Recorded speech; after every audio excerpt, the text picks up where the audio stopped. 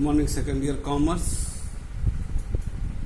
ये आपके money banking का ये 48 लेक्चर है, पार्ट 48, और कोऑपरेटिव सोसाइटी जो चल रहा था उसका third part. Earlier in this cooperative society, credit cooperative society में in the first lecture I narrated about what is the cooperative society with example and characteristic of the cooperative society. In the second lecture हमने जो है आपको what is the primary credit cooperative society and central cooperative society के बारे में बताया। Again I will repeat, primary credit society का मतलब होता है कि जो गांव पर, एक गांव या अगर छोटे छोटे 4-5 गांव पर जो ये होता है, जो कोऑपरेटिव सोसाइटी, उसको हम लोग कहते हैं primary credit society. District level पर जो कोऑपरेटिव सोसाइटी होता है उसको हम लोग कहते हैं, याद रखिएगा, एट डिस्ट्रिक्ट लेवल जो कोऑपरेटिव सोसाइटी होता है वो कहते हैं सेंट्रल कोऑपरेटिव सोसाइटी। जो सेंट्रल डिस्ट्रिक्ट कोऑपरेटिव सोसाइटी होता है नॉर्मली हर जिले में होता है, जिले स्तर पर होता है। हाँ, उन जिलों में नहीं होता है जहां पर गांव का विशेष कोई स्थान नहीं होता है। जैसे अब आप कर लीजिए बॉम्बे में ऐसी जगह पर, जैसे जहां पर आपका बॉम्बे में स्टॉक एक्सचेंज है, ये सब है, तो वहां पर इस तरह के जो है कोऑपरेटिव सोसाइटी आपको नहीं मिलेगा।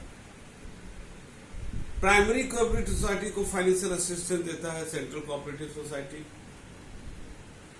और primary credit society central cooperative society का मेंबर। कोऑपरेटिव सोसाइटी 3 लेयर में आता है, फिर से रिपीट कर रहे हैं। प्राइमरी गांव लेवल पर प्राइमरी, डिस्ट्रिक्ट लेवल पर central, district cooperative, central cooperative society, credit society. At state level जो आज का विषय है, that is the state cooperative society. State cooperative society जो होता है वो पूरे स्टेट को नियंत्रण करता है। जितने भी कोऑपरेटिव सोसाइटी हैं उनको कंट्रोल करना, उनको डायरेक्शन देना, ये सारी चीजें स्टेट कोऑपरेटिव सोसाइटी करता है। स्टेट कोऑपरेटिव सोसाइटी के जो मेंबर होते हैं, normally all the district cooperative society are the member of the state cooperative society, but also some important people are also the member of the state cooperative society. State cooperative society अभी मैंने बोला हर प्रदेश में होता है, और normally ये जो state capital होता है उसकी राजधानी में स्टेट कोऑपरेटिव सोसाइटी का हेडक्वार्टर होता है। और स्टेट कोऑपरेटिव जो सोसाइटी होता है, अभी मैंने बोला कि वो डिस्ट्रिक्ट को कोऑर्डिनेट करता है, डिस्ट्रिक्ट को डायरेक्शन देता है, but also state cooperative society deliver the financial assistance to the district cooperative society. State cooperative society का जो कैपिटल की स्ट्रक्चर होती है वो होता है, पहली बात जो ये शेयर देते हैं उसका एक शेयर का अच्छा खासा भाग जो है वो आपका डिस्ट्रिक्ट कोऑपरेटिव सोसाइटी खरीदते हैं, स्टेट गवर्नमेंट खरीदते हैं, और सबसे बड़ी चीज जो हमारे इंडिया का apex body regarding the rural apex financial body या institution regarding the rural development and agriculture which is the NABARD से इसको अच्छा खासा फाइनेंशियल असिस्टेंस मिल जाता है। ठीक है, आपको याद रखना है, नाबार्ड अगले चैप्टर बाद में आएगा। NABARD is the apex financial institution in India, जो स्टेट कोऑपरेटिव सोसाइटी को भी फाइनेंस करता है in all aspect, not only the financial but also on the technical advice भी इनको देता है।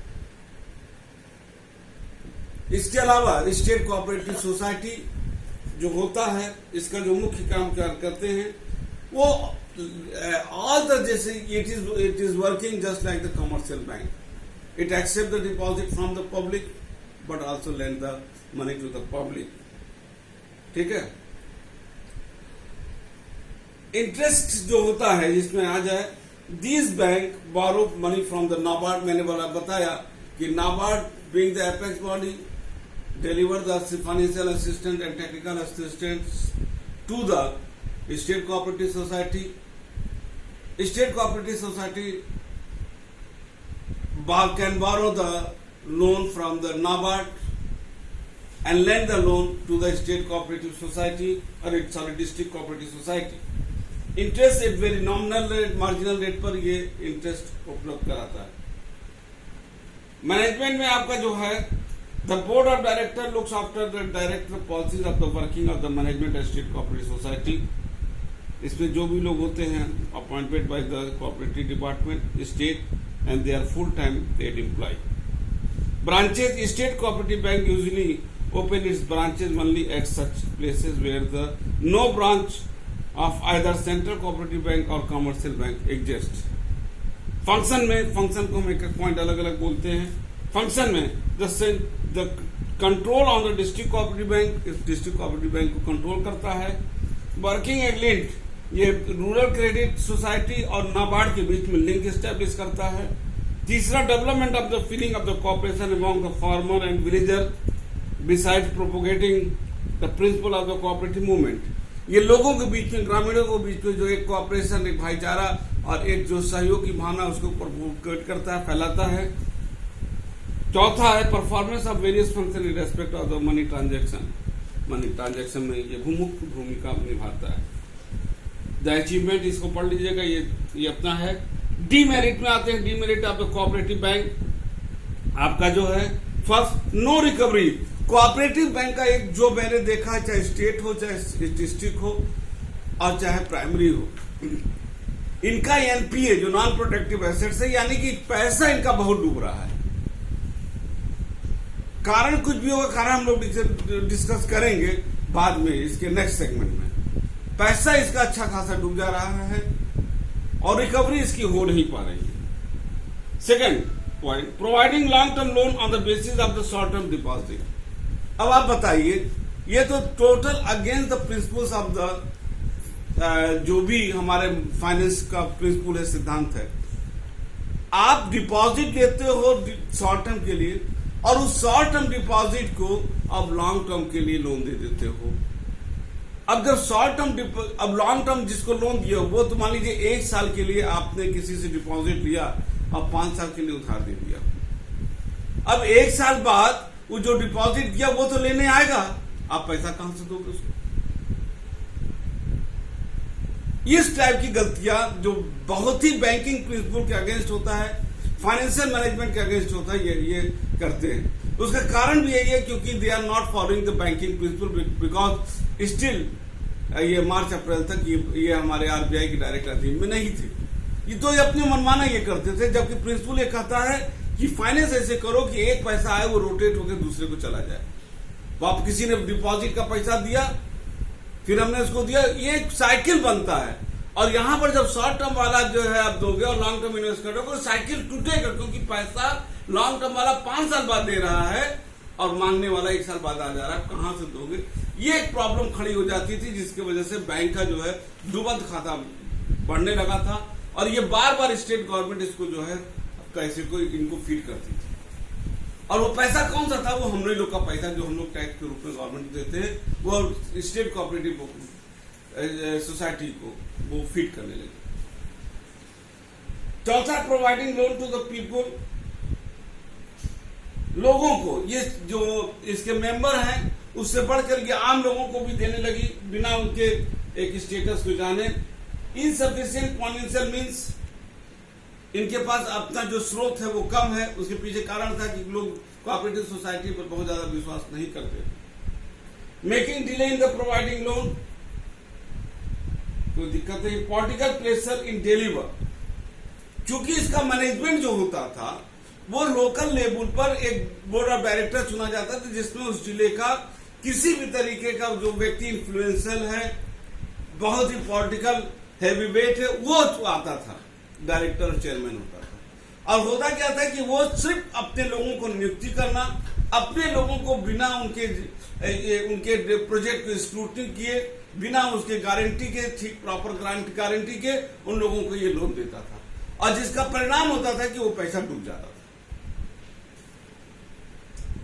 मोर attention on the banking activities, suggestion में दिया है these bank should pay proper attention on loan recovery, clear है। Less loan should be given to the people, the state government should participate more in the share capital. State government को चाहिए इसके share capital को ज्यादा से ज्यादा खरीद करके इसको मजबूत बनाए। चौथा, they should be kept free from the politics. A plan credit policy should be adopted. ये नहीं कि जो मन में आ चल गया, एक प्लान वे में होना चाहिए कि हमको अगले 5 साल 10 साल तक क्या करना है। ये नहीं कि जो आया वो अपने मन से प्लान बनाया, दूसरा आया उसको बदल दिया। इससे से रिसोर्सेज हमारा बर्बाद होता है और ऑलमोस्ट इंडिया में यही बहुत बड़ा कारण हो रहा है कि हमारी प्लान क्यों फेल हो जाती है। Efficient staff should be appointed. इस पर तो हम बोल भी सकते हैं एट लास्ट कि जो अभी अमेंडमेंट आया है इंडियन बैंकिंग कंपनी एक्ट 1949 में जो अमेंडमेंट आया है, अमेंडमेंट 2020, उसके तहत मैंने बताया भी था एक लेक्चर में कि ये सारे जो है कोऑपरेटिव बैंक उनके मैनेजमेंट अब जो है अब आरबीआई के अधीन काम करेंगे। हाँ, लेकिन जरूर है कि आरबीआई कोई भी एक्शन अगर लेता है कोऑपरेटिव बैंक का तो with the consultation and suggestion of the state government के साथ ही लेगा। लेकिन अब आरबीआई के तहत आ गया, इसके स्टाफ जो है अब पॉलिटिकल उससे जो चेयरमैन है मैनेजिंग डायरेक्टर वो नहीं नियुक्त करेंगे, बल्कि वो अब जो भी बैंकिंग सिस्टम का जो एग्जाम होता है बीपीएस और पीओ का उसके तहत इसका एग्जाम होगा। यानी कि अब ये नहीं होगा कि स्टेट गवर्नमेंट अब तक चेयरमैन है या जो पॉलिटिकल वो जो जिसको चाहता है अपने गांव के लोगों को अपने लोगों को अपॉइंट कर लिया, चाहे उनके पास वो स्किल हो योग्यता हो या ना हो उससे कोई मतलब नहीं है, जिसको चाहे वो लोन दे दिया। अब तो आरबीआई इसकी स्क्रूटनी भी करेगा, ऑडिट भी करेगा और जो भी बैंक कमर्शियल बैंकों के साथ आरबीआई एक्शन लेता है वो भी इसके साथ ऑलमोस्ट ले सकता है। तो अब स्थिति उम्मीद है कि आने वाले समय में इसके आधार पर सुधर जाएगी। अब difference between the state cooperative bank and central cooperative bank में जो है इसको आप पढ़ भी लीजिएगा, कोई दिक्कत नहीं है। अगर जो नहीं समझ में आएगा उसको पूछ लीजिएगा, फिर हम अपने मन से बता सकते हैं कि डिस्ट्रिक्ट कोऑपरेटिव जो सेंटर होता है वो डिस्ट्रिक्ट पर होता है, स्टेट राज्य में होता है। डिस्ट्रिक्ट प्राइमरी को लोन देता है, प्राइमरी को असिस्टेंस देता है, स्टेट जो है डिस्ट्रिक्ट सेंट्रल को देगा। Central cooperative bank state cooperative bank से फाइनेंशियल असिस्टेंस लेता है और स्टेट फाइनेंशियल जो है वो आपके नाबार्ड से लेता है। अगर हम ओवरऑल बात करें इसको तो नाबार्ड जो है आगे हम आप लोग पढ़ेंगे और ये नाबार्ड और आईडीबीआई में से हर साल एक क्वेश्चन आता है। नाबार्ड जिसका फुल फॉर्म है national bank for agriculture and rural development. आप नाबार्ड का महत्व इसी से आप अंदाजा लगा सकते हो। One of the deputy governor, 4 deputy governor होते हैं रिजर्व बैंक ऑफ इंडिया में। One of the deputy governor of the RBI is the ex officio chairman of the NABARD. Ex officio का मतलब होता है automatically one of the deputy governor will act as the chairman of the NABARD. तो नाबार्ड का Indian economy में बहुत बड़ा महत्व है जो हम लोग आगे पढ़ेंगे। नाबार्ड जो चूंकि उसका पूरा जिम्मा होता है नाबार्ड के कि वो रूरल और एग्रीकल्चर डेवलपमेंट काम करे। नाबार्ड मैक्सिमम जो फाइनेंशियल असिस्टेंस कोऑपरेटिव बैंक को जो मिलता है वो नाबार्ड है। इस किताब में डेटा आपका पुराना दिया होगा, वो डेटा आप इस किताब से न लेना, आप जो है नेट से ले लेना। और अगर आपके पास एनके सिन्हा की किताब हो आप उससे भी जो है ये सब पॉइंट को कोऑपरेटिव को ले सकते हो डेटा को। और साथ ही एक चीज और कहेंगे, जब बात चला एनके सिन्हा का, जब नोट बनाइएगा स्टेट सेंटर पर तो आप जो है एनके सिन्हा की किताब में काफी अच्छे तरीके से दिया है, उसको लेकर के आप नोट बना सकते हो।